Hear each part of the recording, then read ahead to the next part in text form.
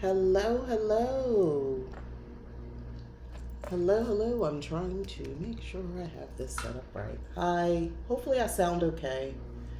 This is Mika. Welcome to Leap Taken.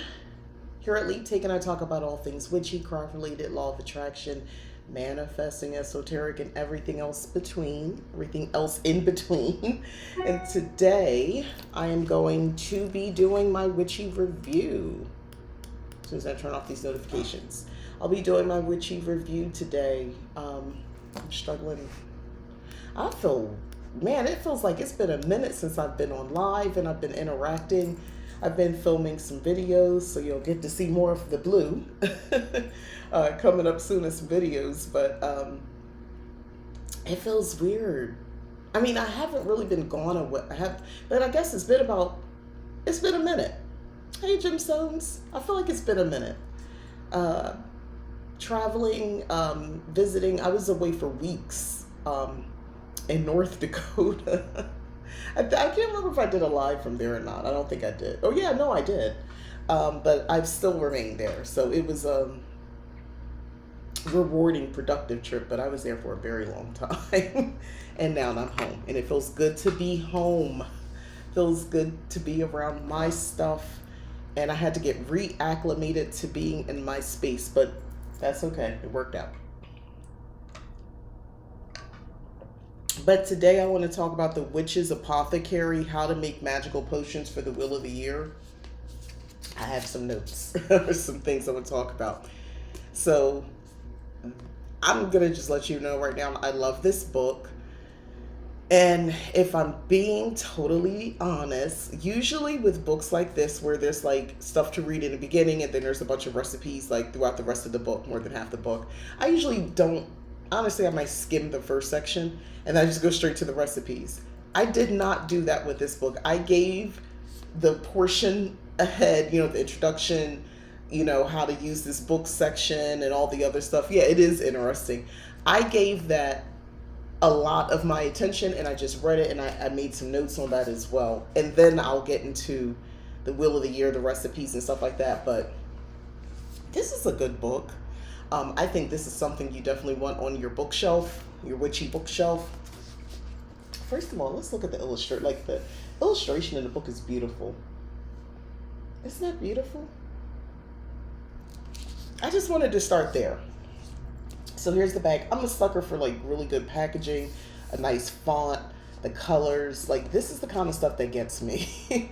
And I love the artwork by Lorraine Anderson, co-creator of Seasons of Witch Oracle series. So if you don't know what Seasons of the Witch Oracle is, I should have one handy.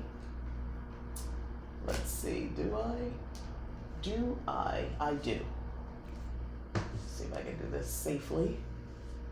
So, yeah, these are the Beltane Oracle cards. So, the person who did this is also part of this. So, Lorraine Anderson and Juliet Diaz both did these cards. So, if you were curious who it was, that's who. So, let's crack this baby up. I love the dark look. I love all of it. Good. You said good evening. Hi. Good. What time is it? I'm like, it's 3:00 for me.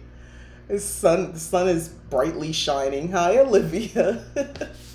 But yeah, so you open a book. It's split into 3 parts. First part is the introduction. The next is the magic maker process, and then getting into the process of potion making, and the next section is working with the Wheel of the Year. That's where you're going to find all the recipes. So I definitely have thoughts. Couple things. I made some highlights on just the section of how to use this book. I went over how she separated the sections, but there was something in here that I wanted to just talk about, where she says, it's natural to feel the effects of the current season, but we all experience the seasons in some way every single day. It's not that I don't know this. Sometimes it's nice to be reminded of stuff like this. She says, we experience spring at dawn, When the earth erupts in noise and light, summer is experienced each day at noon when the sun is at its strongest. Fall is connected to the evening hours of sunset and begins the descent into the night. Therefore, no, wait, midnight is associated with winter, a time for rest, renewal, and stillness. Therefore, do not feel limited by the current season when making your magical blends. Above all, this process is an honoring of your soul and its needs. Those needs supersede all else. And this is just an introduction. I love the way she writes. Oh, 5 in Indiana got you. I've been working through Ancestral Grimoire book. That's a good one. The local pagan shop started selling the book. Want to know if it's good for potion making before buying one. I'll get into that. I'm going to get into that. So just the writing alone, I mean, do I like a book with spells and potions or recipes or whatever? Of course, and especially if it's something I can use. But honestly, I do enjoy reading and not always scanning over something. So I do like when I feel like it's thought out and you kind of capture me in the beginning of the book as well. Anyway, but when I get to that section, so she goes in about the potion making. It's what you would think, like what you can make it a potion for. Cultural mindfulness is a section here. She is very fair in that section. Cultural mindfulness. Discussing cultural appropriation, where she stands, how she has to check herself as well. There's a section on sustainability in the beginning, which usually, sometimes I feel like it's performative when I get books like this. I'll just be honest. I feel like, okay, whatever. Do you really believe this though? Or are you trying to appease the reader who's going to want to see this? But when I read this, it made sense. It felt, I don't know, like, for instance, in the sustainability section, it's just this one little small paragraph. But the key thing is, she talks about at-risk plants and gives a list, which I think is actually really a good thing to have. The American ginseng, black cohosh, I did not know that, bloodroot, black cohosh, blue cohosh, echinacea is an at-risk plant. Golden seal, kava, did not know that. Peyote, slippery elm, I did not know about the slippery elm.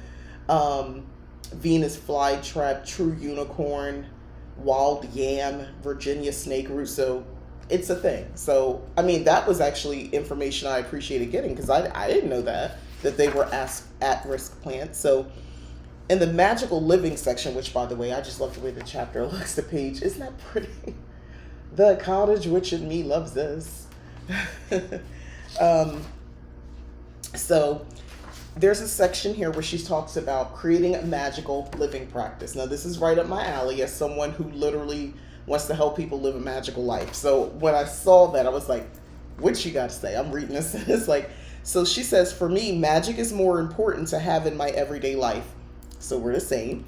Than in the dramatic moments of spell work. I love a spell, but it's the quiet moments during the day that bring joy to my life. Over the years, I've learned to work little bits of magic into mundane things. She talked about adding cinnamon to her morning coffee for calling in abundance. She has an energy clearing spray on the her mail table, so near her front door, so she can clear energy immediately upon entering the house. So she'll take it and just spray herself. That's a great idea. And I also use a body cream to invoke a feeling of self-love every night after showering. I do something very similar. So I was like, great. So then there's a section, dedication is in using them daily, these practices, and thus making them habitual. Every time I use that self-love cream, I am reaffirming my intention to see myself as worthy. I agree. Every time I drink my cinnamon coffee, I imagine the warmth of the liquid filling my spirit with prosperity, and I'm reminded to focus on the energy of abundance rather than scarcity. These are great. It seems, oh, who doesn't know that? That's simple. A lot of people are doing things and they don't understand. It's not just for the woo out here in the universe. It's also for up here for you too. Everything you're doing is just tools and you're tapping into energy. So like I see a lot of things on social media about taking the cinnamon at the first of the month and blowing it in your doorway. Or sprinkling, and I think they say blow. I don't know. Anyway, it's not something I've practiced. I'm not against that. Just I haven't done that. But so we have people doing that, and it's like you get the cinnamon relates to abundance. You get the correspondence, but when you're doing that, you think you've done something, which is good, and you have to actually affect change, right? So if you're busy thinking of that, you're not thinking of, oh man, where am I going to get the money from? Because you feel like you know that money is coming. How am I going to buy this? The money's coming. You know it's coming. So anyway, that's what I was thinking. It looks like a beautiful book. It does. It is a really nice looking book. I feel like that I want to have magic in the mundane moments. Exactly. That's the point. That's the secret, in my opinion, on while, at least for me, all those many years ago back in the day when I was wondering, when I really intentionally set out and I was really to call myself a witch. And I remember thinking to myself like, okay, so how do I do this and really feel it? And I don't feel like I'm like cosplaying being a witch or, I'm pretending I'm pretending. I don't want to be pretending. I want to be authentic. I want this to really be me. And I infuse things in my everyday life, in my mundane life. And that's how I did. And you build up habits and practices, and that's just how things are. And then, by the way, I'm willing to, if something doesn't work for me anymore, I'm willing to make changes or just completely remove something I've always done if it doesn't serve me any longer. And then she says, infusing your life with magic and intention makes you a real life representation of your desires. I had to highlight that because this is something that I am actively working on because my desires change. I don't always want the same thing. The Mika of 10 years ago definitely is not the same one today. And my desire, or actually 2 years ago, 3 years ago. So I definitely feel that statement when she said that because I'm in that state. And I felt like I am living out my true desires. So that's why a lot of times I sit and I think, well, what do you really want? I always, when I know I want to do something, right now Beltane's coming up, perfect time for creating things and starting something new. Honestly, all of this time right now is a really good time. And I just think, okay, so what do you really want?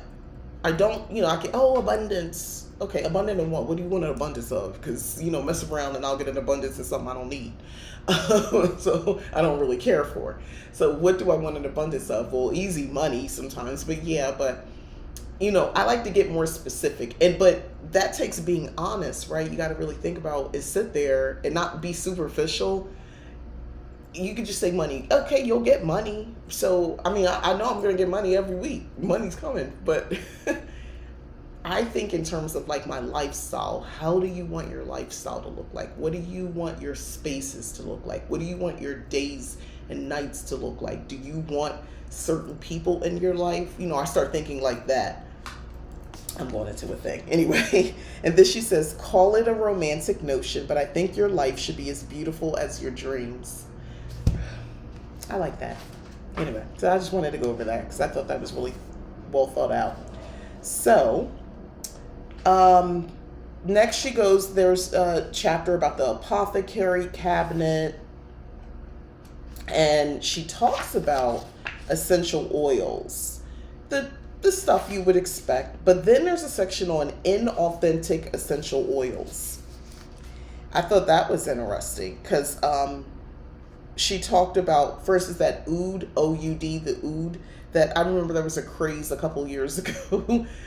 All of a sudden, especially if you're a magical practitioner, I don't know if you realized it or you missed it, but if you know, there was this thing where everybody was selling it.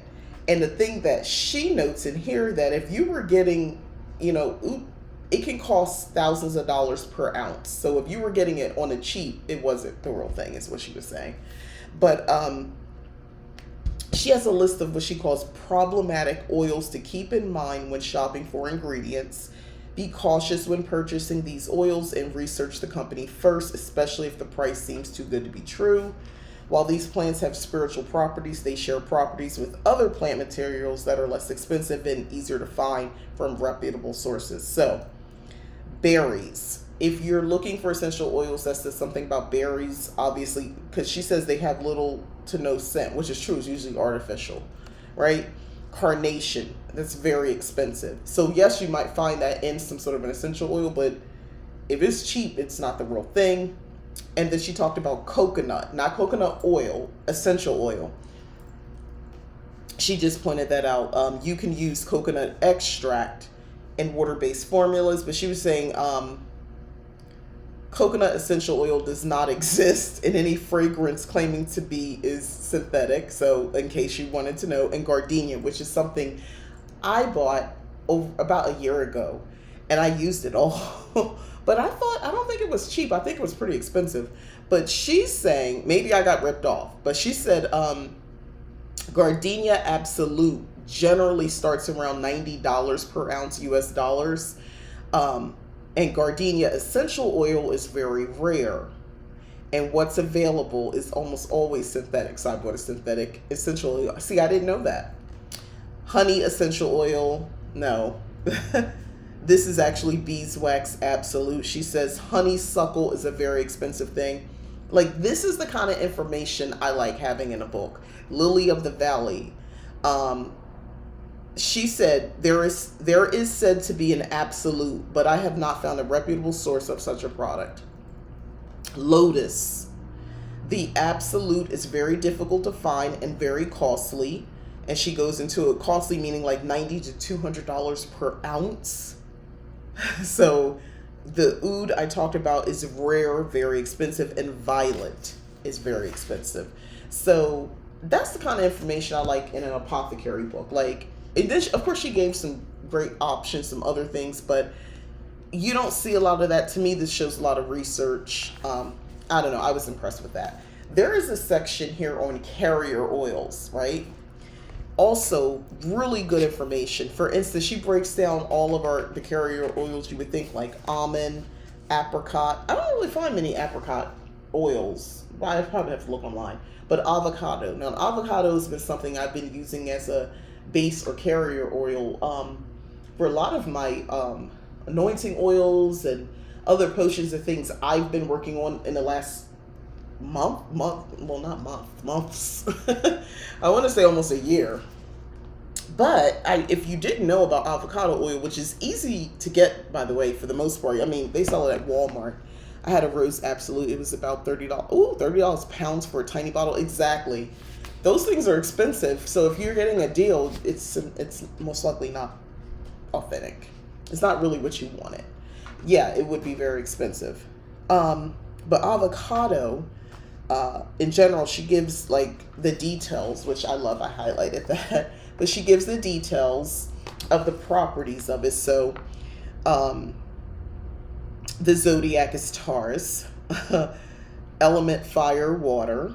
Deities are Venus. Magical workings, earth magic, abundance, sex magic, increasing wealth, beauty, success, happiness. I made an all-purpose anointing oil not too long ago. I think around Ostara, or maybe right before.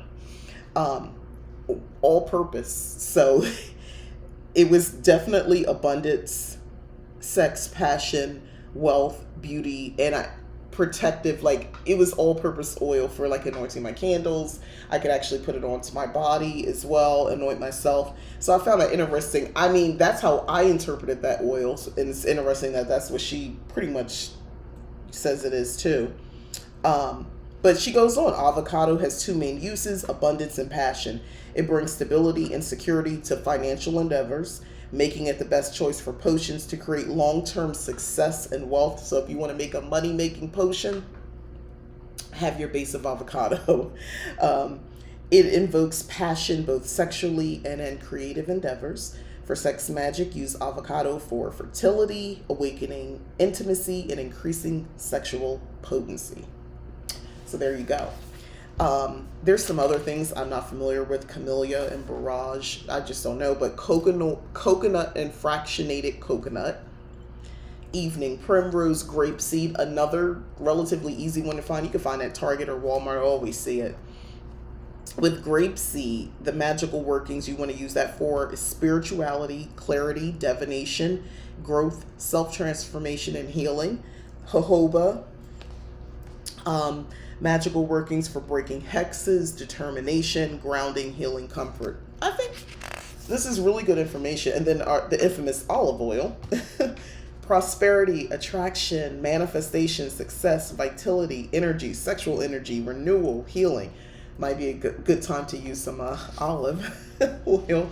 Pomegranate, rosehip, which I have some rosehip too. Rosehip is what you would think: love, attraction, banishment, emotional healing. I spent a pretty penny on my rosehip oil. I did buy it from a store, like one of those, like not Whole Foods. What is it here? We have a Sprouts. I remember I bought it from there. I think I might still have some. I might have used it up. Sesame, which I cook with that all the time, but purification, consecration, banishment, defense magic, protection, stimulating change. Sunflower, solar magic, problem solving, well-being, happiness. These things make sense, right? Walnut oil, divinity, blessings, wishes, healing, protection from black magic, clarity. There you go. So she goes into more about the apothecary, and she even breaks down clays, which, when's the last time you saw an apothecary book really talk about clays? But she says individual clay powders don't have specific metaphysical properties, but clays overall do correspond to what? Earth, and are amazing in beauty magic for use on face and hair. So that's how she looks at it. Then she even talks about sources of water, distilled water, obviously, collecting rainwater, melted snow, water from inside a successful business such as a water fountain, rivers, lakes, oceans, and places that hold special meaning. Charged waters. It's good information. She breaks down crystals a little bit, like, for instance, she talked about using crystals in her potions and things like that, and how most are toxic, so don't use them. But the one she said she's had success with using on her skin and creams or oils are quartz, amethyst, citrine, smoky quartz, petrified wood, red jasper, and sugarite. So let's get to the recipes. So these are the first set of recipes that she gives you. Simple recipes to start your apothecary. So the first one, which to me, I like this. Get me in the beginning. I mean, there's some more complicated stuff with extra stuff, but like she lets you come in right off the bat if you want to try something. So how to make an infused oil. First one. I do that quite often, so I'm good with that. Basic body oil. She talks about having 30 drops of essential oil of your choice, 8 ounces of or 236 milliliters oil of choice, and 4 ounces of vegetable oil, which is optional. An easy cream or lotion. She's telling you to get an unscented lotion or cream, and then 50 drops of your essential oil. Remember, these are just basics. The basics: a basic body scrub, bath salts, face mask, spray formula, a body wash, alcohol tincture, so a plant material of your choice, and a high-proof alcohol of choice. All-purpose altar blend, lavender, frankincense, rosemary. So those are that section. So you get some basic stuff if you didn't know how to make a lotion or cream. She's not having you make from scratch a lotion or cream. She even talked about it early on. Just get something unscented and then build on that, which, why not, right? I mean, you make your own creams. So then there's a section here on synergy. I love these pages. Isn't this beautiful? I love the way these illustrations look. The secrets of alchemy exist to transform mortals from a state of suffering and ignorance to a state of enlightenment and bliss. Deepak Chopra. So here's a wonderful section, which I think is actually good for all of us, even if you know this, but to be reminded. She's talking about layering correspondences and intentions. So I highlighted this because this stood out to me when she says, be mindful of layering too many intentions. Stay within 2 to 3 related intentions so that your creation remains focused and clear.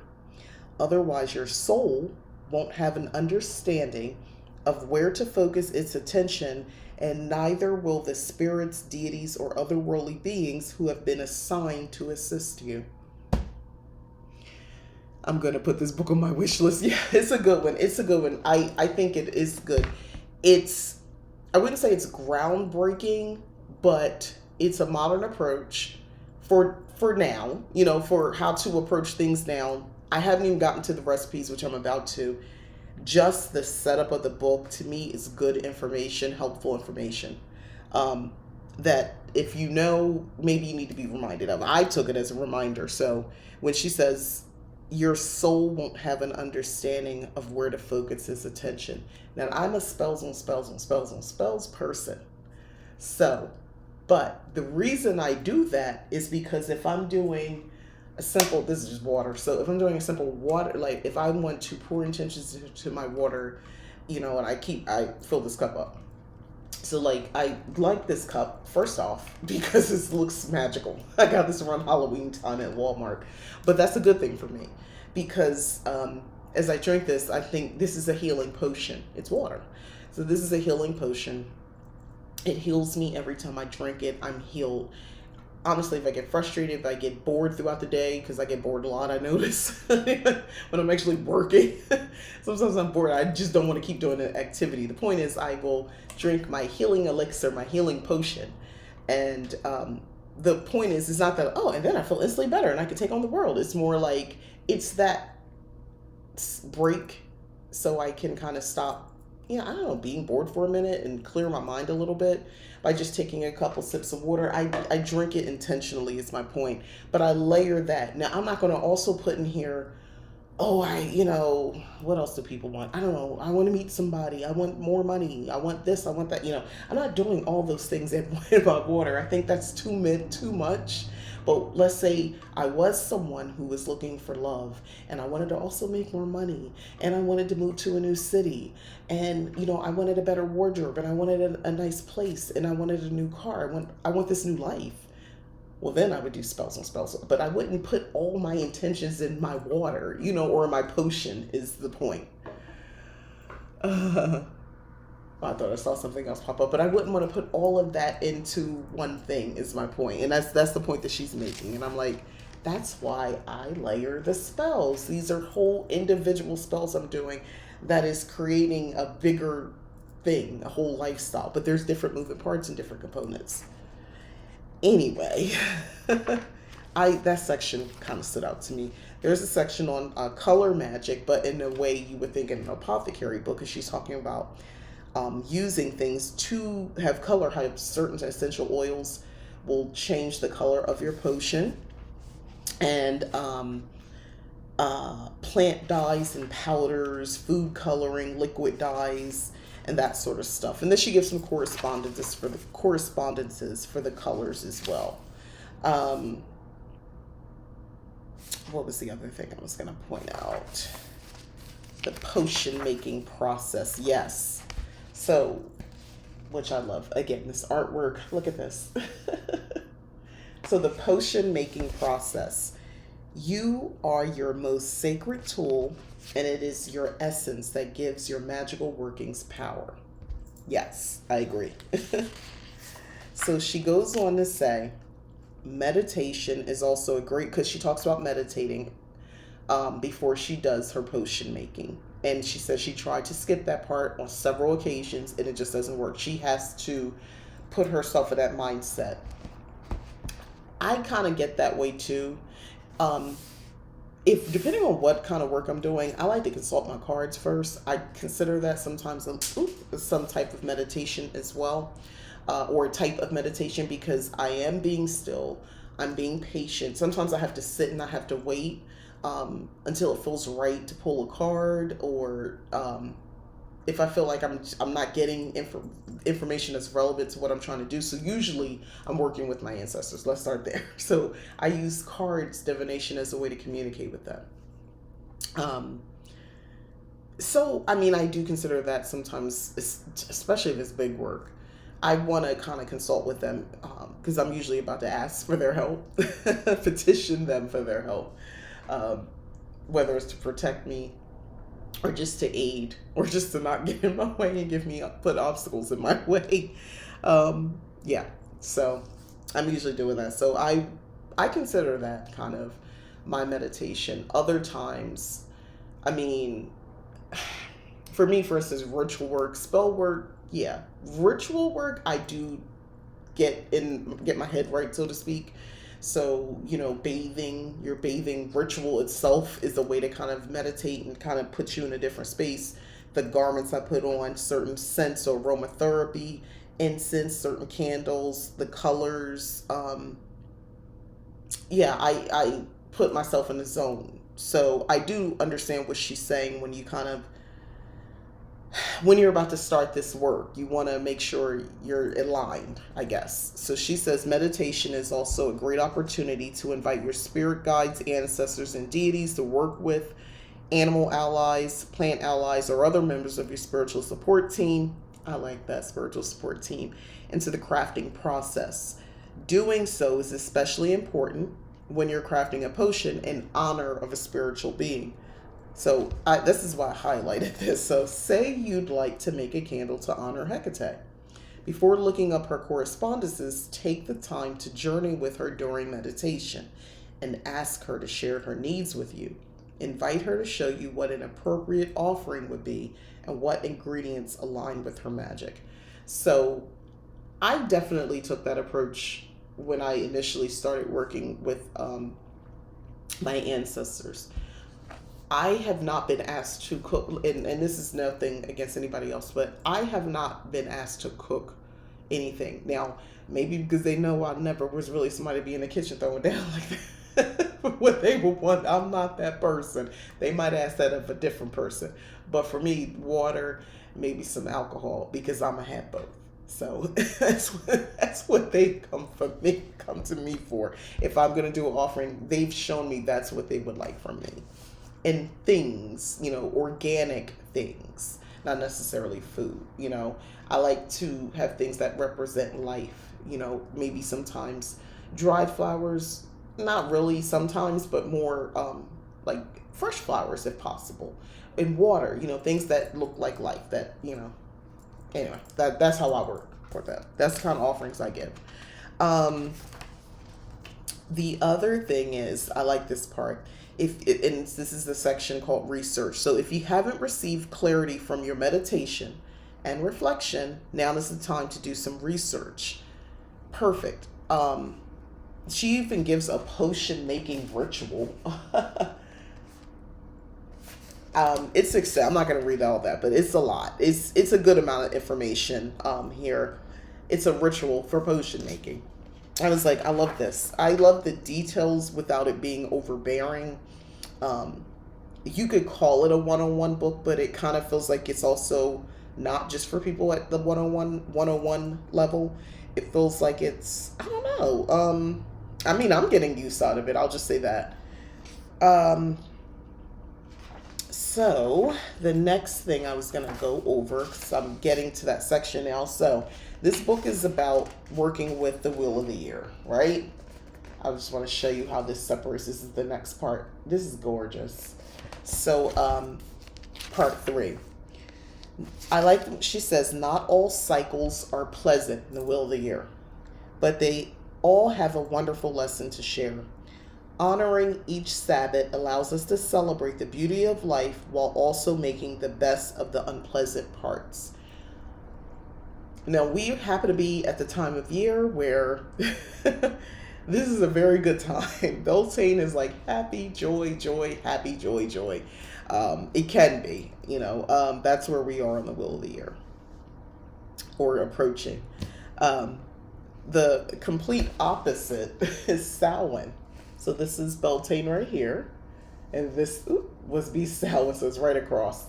So the thing about that is, when you think about it, around that time, Samhain, Mabon, and all that sort of stuff, Honestly, Yule and Mbok as well, depending on where you live, it can feel dark. Samhain is death, you know. I mean, it's a great time for ancestor work, but yeah, death is associated with that time. And that's a tough time if you are struggling with that, whether it's struggling with your own immortality, depending on where your life is right now, or someone you know that has passed on. That could be very unpleasant. But there are lessons that you can learn from that too, I believe. So she's right about that. So so she starts off, this is where all the recipes are. So it finally starts on like page 90. Yeah. That's when we finally get to it. So we start with Samhain. But I'm going to skip ahead to Beltane because that's what's coming up and that's the relevant information for now. So we're going to skip ahead first. So here's the section for Beltane. And if you didn't know, that's May 1st. Or in or around. I love this, the way this looks so much. Well, yeah, April 30th, May 1st. So I'll be doing rituals on both days. So she says note I made is Beltane carries the perfect energy for seeking love, repairing relationships, or finding more self-confidence. Be mindful we are dealing with something else happening right now, and if you want to do that, just maybe have some additional protection or something like that, because Mercury is in retrograde. So do this type of work if you like around this time, but please know to just be not that you wouldn't be careful, but make sure the words you use, everything, you know, your thoughts are in order and precise. Like, this is the time you want to dot all the I's and cross all the T's. You don't want mishaps of miscommunication. But she goes on the following pages, you'll find some of my favorite beauty and love potions. Whether you're seeking romantic love or friendship, self-love or self-care, these potions are an excellent foundation for incorporating into your springtime rituals. So let's get into these. This is the meat and potatoes. So she goes, first off, each section, it goes themes and magical workings and correspondences for Beltane. So I thought this was, you know, good, healthy amount of information. Hopefully you got that. And then we get into the potions.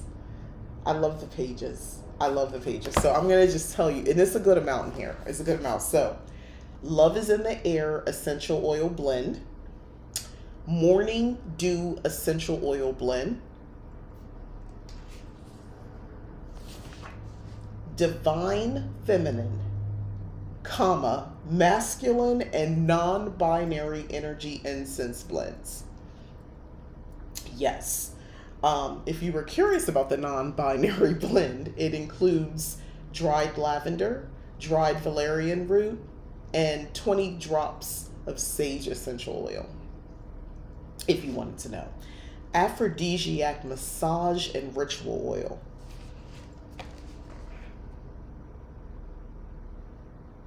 So, that has the vanilla absolute oil, dried ginger essential oil, avocado, and jojoba oils. Invoking Passion linen powder. Cornstarch is the base. Hawthorn ritual mist for attracting love and strengthening relationships. So if you want to know what that includes, 40 drops jasmine absolute oil, distilled water, rose water, and a hawthorn tincture. And then she gives these little tips on these pages. So magic maker tip. Add love-attracting crystals like rose quartz, ruby, or garnet to the bottle for an extra layer of magic.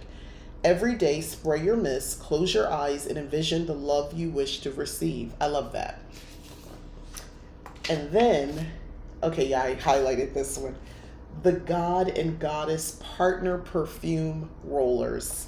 Let's get into this because this is creative. I love this. So I got that TikTok sound. Everyone's so creative. If y'all don't know what I'm talking about, just ignore me. Anyway, but this here, there's the God masculine energy perfume, the Goddess feminine energy perfume, and then the non-binary energy perfume. So the purpose of this is, there are two different blends, and if you have if you have a partner, somebody, you're romantically with, they're supposed to smell good together, basically. The god and the goddess go together. Or you can do non-binary, or you do, two masculine. She makes a point about that. But the point is, they're supposed to be worn together with your partner. And I love that. So if you guys have that smell, so I'm thinking using this one just every day if you're going out somewhere, and then also like sex magic, right? So you have, you adorn yourself, you put these scents on as well. I don't know, I think that's a fabulous idea. If you're curious where the non-binary part comes in, because I was. So the non-binary energy perfume is jasmine, essential oil, fir, F-I-R, fir, right? That's how you say that, fir, needle, essential oil, lavender, geranium, vetiver, Dalmatian sage, and vanilla bean oil. Oh. Well, some of this is in, yeah. Okay, some things are different. I thought it was like bits and pieces, but no, some things are different. But no, I thought this was a very thing. She has a lot of information about like the thought behind all this, but, and then the magic maker tip, single, attach a small photo of your dream partner to the bottle, which represents the person coming into your life. Be sure to look at it for a few moments every time you put on the perfume. But she actually does say if you are single, you can basically make don't put the perfumes together and make them separate, but then put them on so you could attract that. I like that. I like that a lot. So then, other recipes. We're still on Beltane. Daily hair oil for dry or damaged hair. And then nourishing essential oil blend for hair. Lustrous Locks shampoo with English ivy. So just so you know, the main component is the Castile soap. That's the soap part, if you were curious. Magnolia bark hair growth conditioner.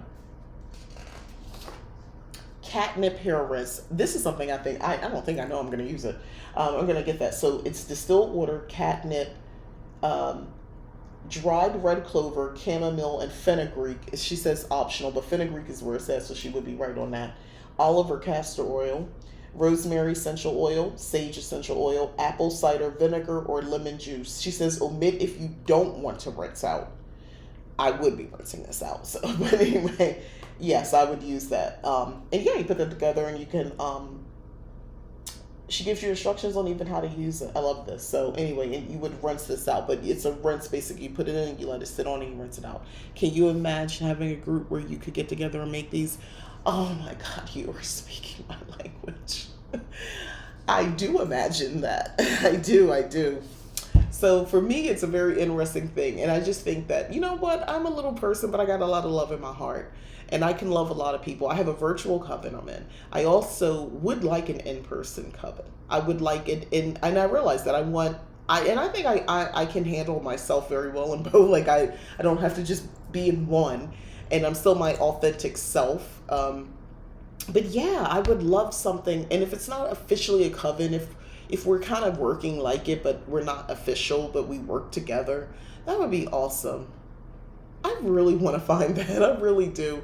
I need, that needs to be the thing I work on. This Beltane. I have been really asking myself, so what do you want? I mean, there's the obvious and immediate needs, but like, I like to go hard, dream big, and just think of, what the true things that kind of move the needle in my life, and that would be one of them. Having in-person witchy friends. Who were all sitting around. It's like, oh, do you want to make these rinses? We all get our herbs and stuff, share it. And yes, like a sister circle. And we all sit around and we can share stuff and, just have a little witchy chat and stuff like that. So, let me put this phone on vibrate. I would love that. And I think the longer I'm here, I do believe that will be something I get to experience alone. And I mean, here on Southwest of the United States of America in Arizona. I know that I don't want to move someplace else. I have thought about it. I'm tired of moving, and I actually wanted to live here a long time ago, and I finally feel like I'm getting to live where I really wanted to live. I've lived almost in the United States, almost every place I wanted to live. Portugal is still on my list. I have to get there to visit to see if I like it. Um, and then there's certain areas in Mexico I consider, but I don't know, I'm still on the fence about that. For like retiring, like that's where I would live out my days. But for now, I know Arizona is where I want to be for quite some time, and I would love to find like-minded people. I feel like if I was in Sedona, which is like the Salem, Massachusetts of the West, I feel like I probably could find more of those. So I'm looking for witchy friends who have political leanings that are not, in support of my extinction.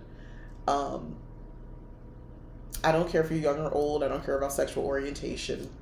Ideally, I do well within feminine energy, being surrounded by that. But how you present that, you could be born male. I don't, like, that's not my business. I don't care about that. Younger, older, a mix.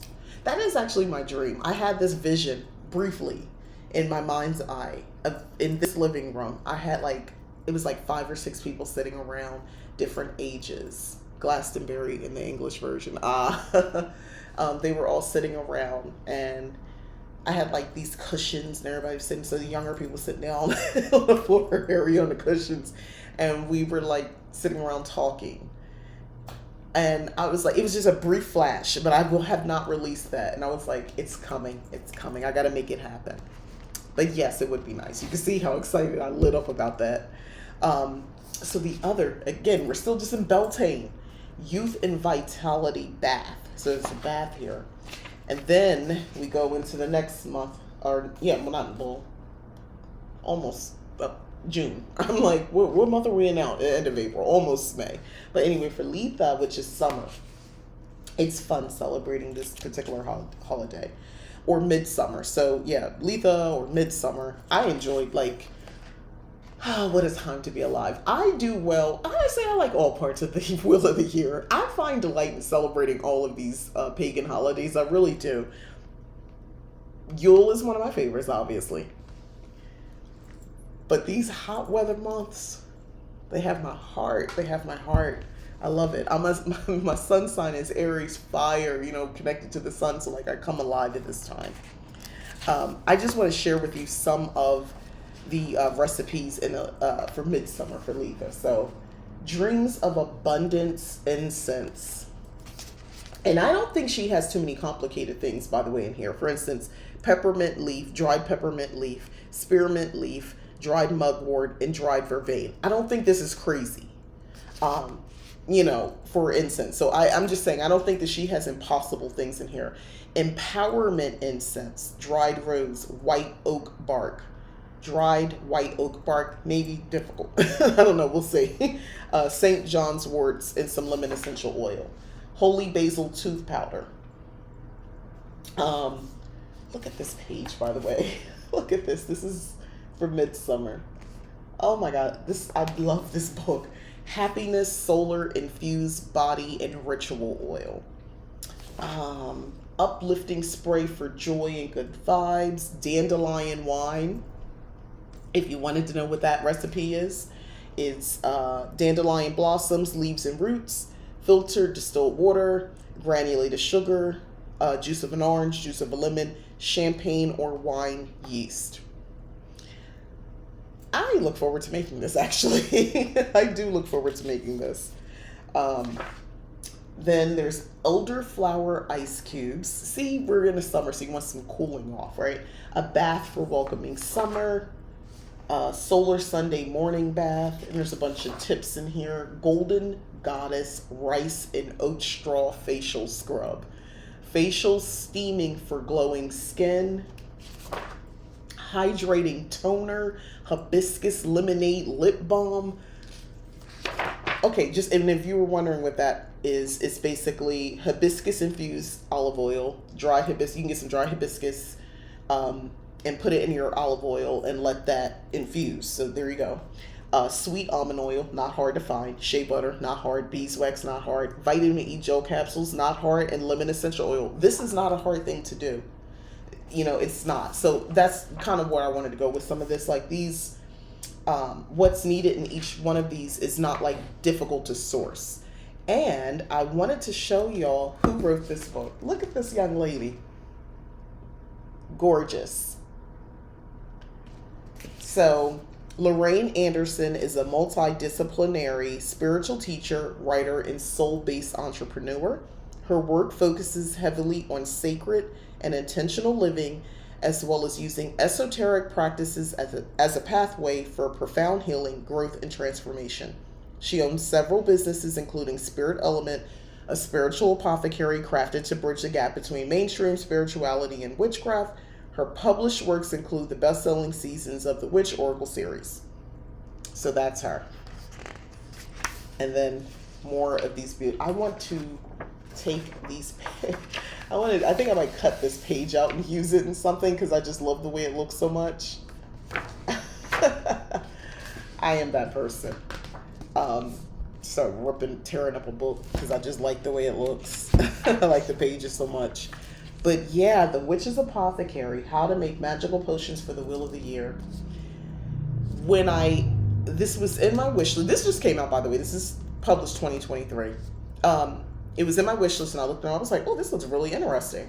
Anything Will of the Year usually gets me. But one of the problems is, and in the past, I do have some books on my shelf that focus on like doing something by the Will of the Year. And a lot of times it's fluff. It's the same regurgitated information that I've seen before. And I've been using those books. Honestly, I do cut the pages out and I use it in another book or something like that. I use it in my Book of Shadows, on my grimoire, or if I'm working on a project or something, a page for something, whatever I'm doing. Or maybe I just need imagery, so I, just cut it out for that, or in a spell. But I use those pages, which, by the way, someone told me, you could just cut that book up and just do something different with it. And once that was told, I was like, yeah, I'll be doing that with all the books that I thought were not that great, but they had great imagery. So I really struggle sometimes with getting some of these books because I feel like, again, it just doesn't have a lot of information that is relevant to my life that I haven't heard 100 times already. And it's not really giving me anything. It's just pretty to look at. This book does more than that. It is some information that I do know, but those recipes are relevant to me. The catnip, honestly, all of it, except for the conditioner, because I don't do conditioner, but the hair rinse and all that sort of stuff is perfect. The sprays, I love that she included non-binary, folks, when you're talking about masculine and feminine energy and attraction spells and things like that. I'm so glad that she actually introduced that, and it wasn't done in a way that felt performative, like she's only doing this because she knows people are going to be looking for that. It felt like she was, because I didn't read all of it, but she explained why, she added that in there, and I appreciate that, but without making it a thing. It's just, she's being inclusive of everyone, and I like when things are done in that way.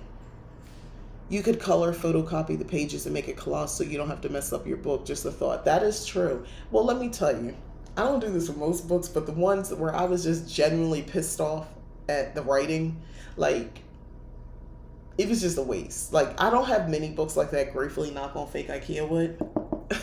But I do have some books where it was just garbage. I'm just not gonna lie, it was just garbage. I have this one book where it had a bunch of recipes for drinks. I have several different books for this, and I was really looking forward to this book. And it was written by somebody like on Instagram or YouTube or something like that. The book itself is beautiful. The imagery is beautiful. That got me. But when I started looking at those recipes for the drinks, I was like, a lot of dairy was in it. I'm lactose intolerant. I am not doing a milk substitute. I don't want why are so many alcoholic beverages have milk or egg in them? I'm good. So that, and then I just didn't like it. I didn't like it. And I tried to go back and look at it and because I didn't want to waste my money. And I still didn't like it. So I was like, you know what? The one thing I love about this book is the imagery. And I got the cut. I cut that book up and I used it in different stuff. And it's still there because I will go back and cut out more pages if I need it. But yes, otherwise, what you said would make sense, especially if I thought it still had something I could take away from, something I wouldn't mind referencing. Then I wouldn't do that. But I didn't even get to the other. It's a lot. I mean, it's all those different Sabbaths. I didn't do them all, but do know she gives a lot. Like, I feel like you're getting a good amount of information, a good like recipes in here. And remember what she said in the beginning. I read that over where she's like, you don't have to make these potions at this time of year and use them only then. If you feel compelled to, use them now. A deep sleep blend, for instance, is for in the Yule time. And she says here, a deep sleep. I mean, who doesn't? Maybe you want to sleep well. So it's lavender oil, cypress oil, and bergamot oil. And she says, pour the carrier oil into the bottle, shake, allow to synergize for no less than 24 hours, use as desired. So essentially you could use it, maybe that oil someplace where, you can smell it in your bedroom, maybe a little drop or so on the pillow, inside of the pillowcase with the pillow or something like that. Or something that you have, that could absorb cotton or something like that. And it should help you sleep deeply. So that's something that you might want to use, year round. The dandelion wine is the perfect time because dandelions are available, but depending on where you live, maybe they last a little bit longer. Summer infused honey. This is going into Lammas in August. Icelandic moss bath soak. And by the way, before you think like, what? Oh no, there is an Icelandic moss powder. Sea kelp powder. Here's the thing. There's another book I have, which I put it away because I cleaned up my desk. It was crazy over here when I realized I wish I was one of those people who had a neat place when they came back from a vacation or a trip. I know people like that exist, so they'll clean their whole house before they go. So when they come home, which is a beautiful thing, I wish I was like this. So when you come home, everything is organized and you just, you're just happy to be home. I left this place in shambles. There were books, everything, everywhere. Planners shrouded about. I finally put things away and made my workspace neater. And I have the desk that I'm looking at. Everything's a lot more neater and organized. I wish I could be that person. But anyway, I had this book and it talks about research. It's called Witch's Beauty Secrets. And great book. For also making potions and lotions and mists and sorts and perfumes. But she gives a bunch of resources in the back of her book.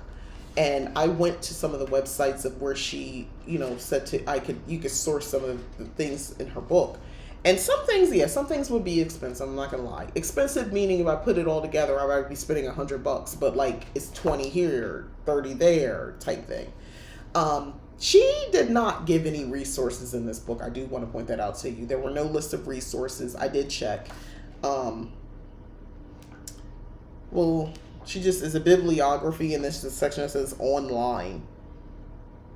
But it's not like resources or anything. I did check for that just in case. I'm double checking myself now. But she does. And a lot of this stuff that I probably don't think I would look for, but like Icelandic moss powder, I think I could find that on some of those resources. Or sea kelp powder. I feel like I've seen that before. I know what you're saying about crap books. I actually saw a video here on YouTube where someone took a book, cut it up, and made a bow. Oh, Michelle Nielsen. Hi, Mika. Hello. Been listening a while, driving, but haven't been able to comment. I actually just received this book from Amazon. Oh, today, after reading a sample earlier this week. So excited hearing about it here. Yay! I am really digging this book. Like, I think she did a great job. Like Mabon, right? Mabon is happening, or Mabon, I guess what someone say, is in September.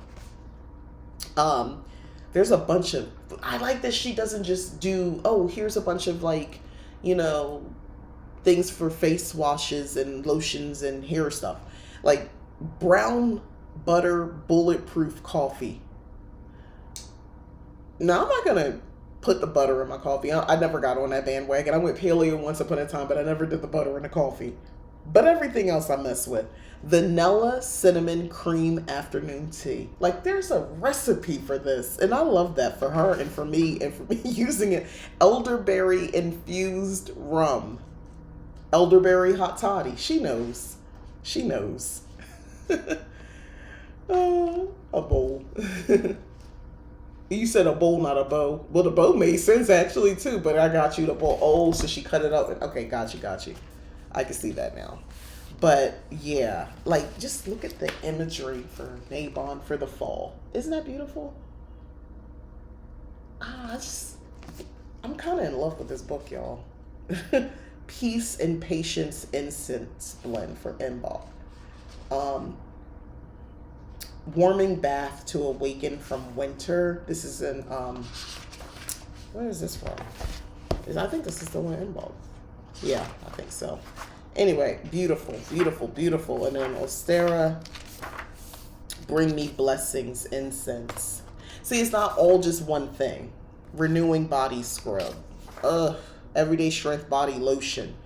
The body lotion, again, she tells you get some unscented lotion, rosehip oil. I get rose-infused rosehip oil, and then sage essential oil. I can see that. End of Day Spiritual Clearing Body Wash. Castile soap is the base, pretty much. And then you're adding a bunch of oils and a tincture and some lavender water. But butter coffee girl. Y'all, this is a good one. It's not just yes, it's reference, but like, I feel like these recipes, they have depth to them. Like, the divine feminine, masculine, and non-binary energy incense blends. Come on. The perfume roller mixtures where the intention is for you, if you want to, identify as female and then your partner masculine. You guys wear them and then you're together. And from that point, to me, it could go so many different ways. That could be something that you do as you represent yourself, maybe when you get married. Once you, I don't know. I'm thinking of all the possibilities for that. And I love that when she says, if you're single, then we're both, like, make them separate. She makes the point, don't mix these things together. But then, put them both on to attract that. I was like, that is awesome. It goes back to stuff that I know back in the day we used to do. I'm talking about like back in the day when I was in my 20s. Like, a lot of, I know, maybe I tried it before, but like we will wear men's cologne. Not heavy, just the essence, like a little something on you, not crazy. You wear that. So you look, you very female presenting, and you look cute, but you have this on. And it's this weird thing that happens sometimes. You think, oh, well, wouldn't feminine colognes attract them? But they like that smell, the men you're trying to attract. So it was a thing. I've only did that. I did that in my 20s. I don't know if I would. I would wear colognes that just like the way it smells. I don't care about attracting or not. But yeah, we used to do stuff like that. But it makes me think about that kind of stuff. The little things you would do, you had no idea how much more was behind that. There was a spiritual component to it. That's a lot of things in life, right? Get the book if you was. You know what? So we got one person, Michelle. She's already gonna get it. This is a good one. I think it has recipes in here that are not just wasteful, where you're not just gonna say, "Oh, one day." No, I think you really could. You could maybe not make everything, but you might find something. Like, I'm looking forward to doing the catnip hair rinse. Really, I was looking for a good rinse for my hair, like a good soak. So especially since I did this color, I know I'm gonna need that. So. Yeah, I'm looking forward to doing that. Now, for me, I'll probably add some other stuff to it because that is who I am. But I will mess with the catnip. I'll stay with the basic recipe. And I like that idea of the apple cider vinegar and all that sort of stuff. Yeah, I could do this. I'm looking forward to trying that. And then some of the other stuff. I'm honestly ready to skip ahead to the other months and make the food. Reap what you sow harvesting perfume. Like, this is the title and then what's there, I don't know, it calls to me. It calls to me. All right, so I am going to get out of here and go ahead with the rest of my Saturday. Thank you all for coming to, chat with me and hear about this book. This is a good one. I was really impressed with this. I thought it was thicker from the Amazon picture, so that's one thing. But that's okay. I feel like I got a lot of information. It wasn't fluff and useless information that I've already heard a lot. I mean, some things resonated with me because I have heard them, or I might even say them. But she said it in a refreshing way, and I think it's a modern approach to the Witch's Apothecary. So yeah, I like it. This is a good one, y'all. So thank y'all for watching. Don't forget the like, subscribe, share thing. That does actually do something here in this universe of YouTube. And yeah, thanks again. Consider hitting the join button if you would like to join Leap Taken here on YouTube membership as well. Head on over to leaptaken.com if you want to check out any of my services, and the Discord channel, a safe place for witches. It's free.